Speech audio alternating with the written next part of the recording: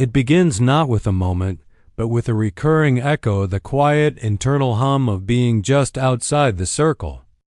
No harsh words are spoken, no door is slammed. It's the absence that teaches you, the invitation that doesn't arrive, the conversation that finds a natural pause when you join. It's subtle, almost polite in its exclusion. At first you rationalize. It's a fluke, a misunderstanding, a simple misalignment of moods.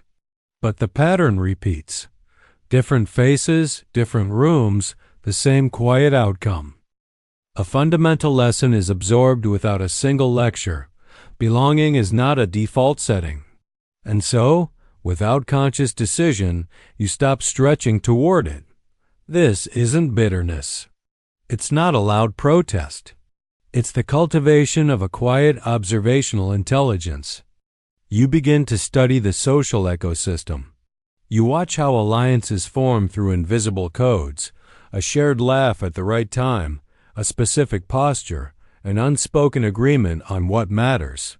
You see that inclusion often has less to do with genuine affinity and more with synchronized rhythm, and your rhythm is different, not defective, distinct.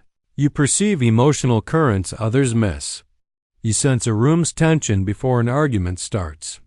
This sensitivity, this depth of field, doesn't help you blend. It highlights your difference, so you adapt. You speak less, calibrate more. You enter spaces tentatively without assuming a place is reserved for you. Your retreat isn't announced. It's a strategic repositioning. To the outside world, this reads as shyness, introversion, aloofness. But internally, a profound shift is underway. Your perceptual antennae grow sharper. You can detect the early tremor of disinterest, the slight cooling of attention. This foresight protects you from surprise, but it also makes true relaxation a rare guest. You become measured, not out of fear, but from a learned calculus. You master the art of reading a room in seconds, adjusting your presence, neutralizing your energy to avoid drawing attention. This isn't vanishing. It's becoming minimalist. People often misread this as a lack of self-assurance. But the issue isn't confidence, it's trust. You've learned to trust your own perception over social promises, to trust observable patterns over charming words, to trust the stability of your own company over the fickle grace of acceptance. And in that self-containment, you find a strange solidity. Alone, there is no performance required. No part of you must be tucked away for comfort. Your inner world remains whole, unchallenged. In groups, that wholeness feels precarious, not because people are malicious, but because they are unpredictable. You've witnessed how quickly alliances can rotate, how favor is a currency that can be devalued without notice. So you make a quiet pact with yourself. Stop investing your heart in spaces that can evaporate by morning. This self-sufficiency grows in silence. You no longer require an audience to validate your existence. You don't need to be counted in to feel complete. Yet, the early lessons of exclusion are not forgotten. They became your foundational training, how to hold yourself together without external witnesses, how to soothe your own aches without reassurance, how to process disappointment in private, how to observe rather than constantly react. These skills didn't feel like gifts then. They felt like the bare essentials for survival. You didn't grow louder to be seen. You grew more discerning. You learned to identify safe people long before offering trust, to sense which environments would drain your spirit, to recognize dynamics that demanded you make yourself smaller. And one day, you realized the cost of fitting in was no longer worth the price of admission. You began to choose, with increasing clarity, authenticity over assimilation, inner stability over social approval, purposeful solitude over exhausting performance. This doesn't mean you stopped wanting connection. It means you started wanting a different kind of connection. You lost your appetite for conditional inclusion, for being merely tolerated. You craved being understood. And the repeated experience of being misunderstood, it changes your architecture. You no longer offer your full, unmapped self to every passing stranger. You stop equating pleasant intentions with emotional safety. You cease confusing simple proximity with genuine kinship. From the outside, it may resemble detachment. From within, it is the highest form of precision. You haven't reached the full explanation yet. For now, you simply know this. It quietly, permanently reordered your priorities. The traits that grew from this soil were not accidental flaws.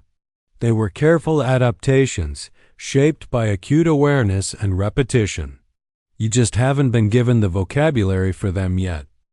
As time passes, the distance you maintain ceases to feel like loneliness. It transforms into a kind of orientation. You notice how effortlessly others flow toward the center of groups, even when it means sanding down their own edges.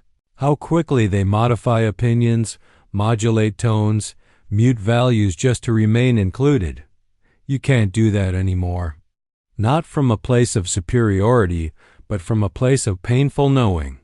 You've calculated the cost. This is where the quiet pivot happens. What appears as withdrawal is not avoidance.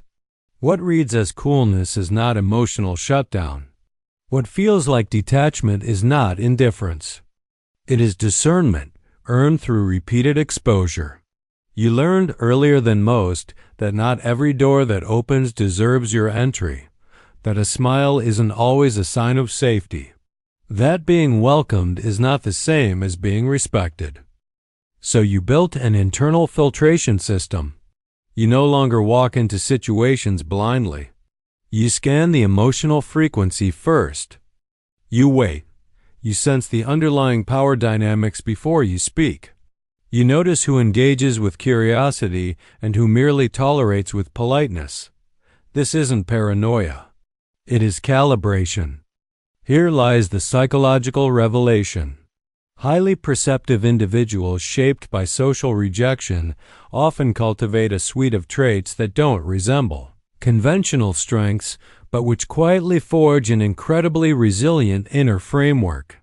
Rejection didn't break your need to belong. It refined your definition of home. First, you develop profound emotional self-sufficiency. Your sense of worth is no longer hitched to the wagon of external validation. You don't unravel when approval is withdrawn. Second, you gain a heightened sensitivity to social incongruence. You can feel when inclusion is performative, when friendliness is a mask for hierarchy, when acceptance is conditional on you abandoning parts of yourself. This radar protects you from spaces that would slowly siphon your spirit. Third, you cultivate a deep capacity for solitude. While many need constant social feedback to feel grounded, you learn to anchor yourself internally. You can be with your own thoughts for extended periods. You can process complex emotions without immediately broadcasting them. This makes you remarkably resistant to social manipulation. Finally, you develop an independent, unshakable perception. You trust what you sense in your gut, even when it contradicts the popular narrative. You trust your discomfort, even when you can't yet point to tangible evidence.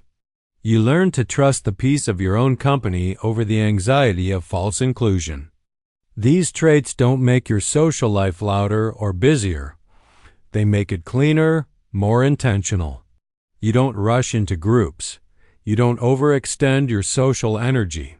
You stop confusing being liked with being in alignment. You choose fewer connections, but ones with far greater integrity. You frequent fewer environments, but ones that feel genuinely safe. You accept less noise in exchange for more clarity.